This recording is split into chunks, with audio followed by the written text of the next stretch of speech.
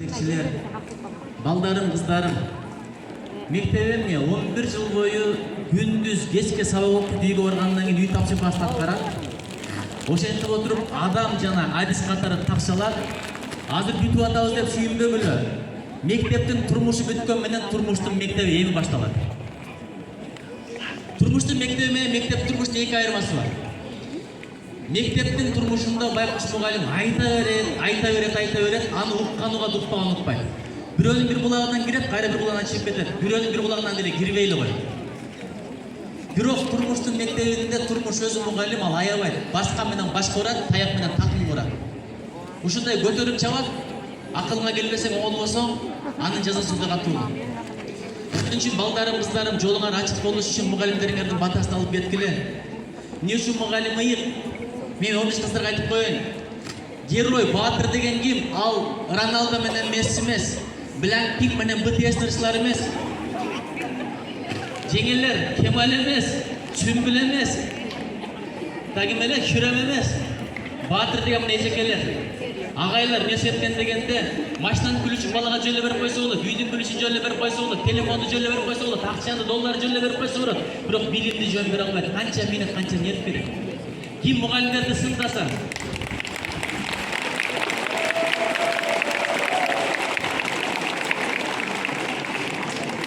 ким мугалимдерди сындаса, мугалимдерди айыптаса, Зататошду өзгөртүп түшүрүп алгыла. Оңдун законун, Пифагордун теоремасын өзгөртүп түшүрүп көргүлөчү. Башында балам деп баштайсың, 5 мүнөттөн кийин балаң менен душман болосуң, башында бир коесуң, эшек экенсиң.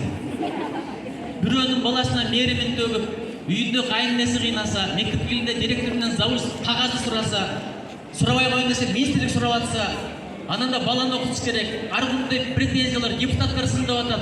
Ошого карабай, иштеп аткан, нойбай, чарчабай, менет кылып аткан мугалимдер силерге чоң рахмат. 5-чи мектеп жөнөкөй мектеп эмес, уят кылбагыла. Кыргыздын тили кор болгондо ушул мектеп сактап калат. Кыргыздын маданиятынын очогу болчу, ордосу болчу. Кыргыздын салтынын артын сактаган бирден бир жай болчу. Ушуну уят кылбагыла. Тарых деген тарых, тамырыңа тереңде ушундан бүтүп чыкканга өтө чоң кыймыктангыла. Балдарым, кыздарым, анан эжекелер, агайлар, буга чейин балдардын билимин сынасаңыздар, 11-ди бүткөндөн кийин адамгерчиликтин ыйманын сынайсыздар. Не себептен дегенде, буга чейин бөлүп келдиңер, 5 алар, 2 алар деп, 5 аларды жакшы көрдүңөр, бирок турмушта Кудай билет, кимден көбүрөөк сый көрөсүңөр. Жолдон жолукканда ким салам айтат, эжеге чай алып берейин деп ким айтат, ким тууланын унутпай келет, ким белек бешкегин алып майрамдардан кабар алып турат, аны Кудай билет. Ошон үчүн 2 алар, 5 алар деп бөлбөңүздөр, Алла Таала билет кимден сый урмат көрөсүңөр. Балдарым, кыздарым, буга чейин математика, физика, химия, адабият, тарыхтан 5 алсаңар, эми адамгерчиликтен 5 алгыла. Эжекелерден кабар алып тургула. Ким көңүлүн уртса, көңүлүн тазалап, кечирим сурап коюп кеткен. Аттесиңер жолуңар ачылат. Жок деген алдына чыкканда саламдашып кой, колунан өп кой, бешиңе тийгизип кой, андан бир жериң кем болуп кетпейт. Мугалимди сыйлабасаң, эч качан сага илим жукпайт. Бир адам болгон экен, үйүндө отуруп да бутун бир жака сунбаптыр. Эмнеси десе, ошол жакта менин мугалим жашайт деген экен. Ошон үчүн ал аалым болгон экен, даражасы бийик болгон экен, укуктуктун зоолосу зор болгон экен. Эми аягында бир сөз айтайын. Ушу балдарды кыйнай берет экенбиз да. Шоктонбо десең, бала шоктонбойт экен, бирок телефон карай берет экен. Телефон караба десең, телефон карабай коет экен, бирок уктай берет экен. Уктаба десең, уктабай кое берет экен, бирок бала кыздарга тийише берет экен. Бирден айтып отуруп, бала чарчайт экен, анан акырда барганда кайра шоктоно баштайт экен, айланып жүрө берет экен. Ошого бир ата-эне баласына аябай таасирдүү сөз айткан экен. Бир эле сөз. Ошол сөз деген бала оңолгон экен. Кандай дебейсиздерби? Балам деген экен. Мен атаммынбы, атам. Сен уят боло турган, сен намуздана турган, сен бир уялып айтпай турган бир иш кылдыңбы дептир. Жок дептир. Бир сапатыңды көрдүңбү дептир. Жок дептир. Эмесе сен да мен уят кылба деген экен. 11-чи класстар мектепте уят кылбагыла, ата-эне уят кылбагыла, мугалимдер уят кылбагыла. Силерден таанайбыз. Анан эжеке бир урок берсе болобу? Окуп берейинби? Жозоруп кетти.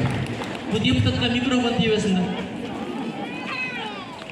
Мен жакында Бельгияга барып келдим, мына аз эле күн болду, бир жума деле боло элек. Ошол жака барганда Чингиз Айтматов 12 жыл иштеген кабинетке отуруп, ошондон булам бир ыр жаздым.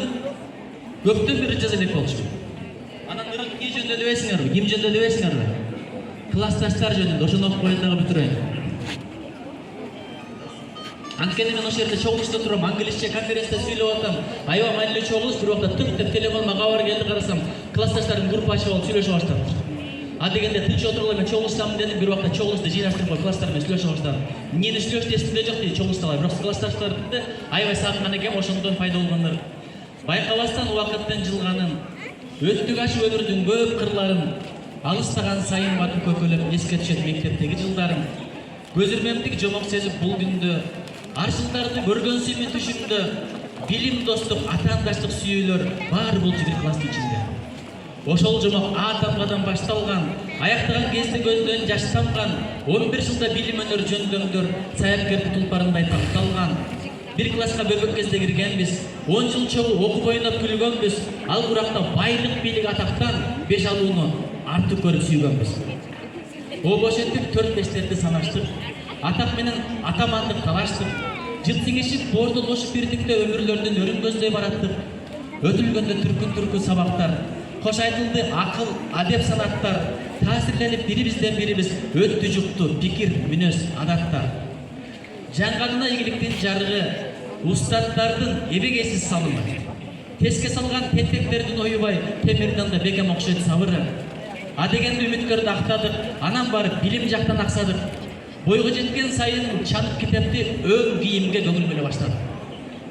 Билинбестен жылдар өтүп саналып, жаштык кезге орун берип балалык, белебелер дүрбөт сүйүү ойгонуп, көрсөмүрдө болуптур чоң сармалып. Өткөл кездеп ата-энелер актаган, курагында түндөп көчө таптаган, арабызда тентек балдар бар эле, үйүт түгүл бир бишкекке батпаган. Кыздарыбыз байоо бойдон калбады, өзгөрүшүп чоң балдарды жандады. Ачуулатып чарт айрылып кеткенсип көдөндөгү ар намыстын байрагы. Аккууларын көрүнүшүп газгарга, өзгөрүп чүнчүгөнчүн көңүл батып саздарга. Кийинчерээк түшүнгөнбүз аларды бизге кичүү сендилер кат жазганга. Таңдайларда сактап ал кез татымын, туш-туш жакка таркап кеттик акырын. Мезгил улам өткөн сайын түшүндүм болбостугун, классташтай жакынын. Москвада, Сибир, Ошто, Бостондо, салам жолдо бирге окуган досторго, жаратканым бизди көп жеткирген, жолуктуруп жолубузду кошконго, байкабастан убакыттын жылганын, өттүк ашып өмүрдүн көп кырларын, алыстаган сайын барып көкөлөп эске түшөт мектептеги жылдар. 5-чи мектеп. Жаныңарда жакшы адамдар эш болсун, көңүлүңөр кышта жанган меш болсун.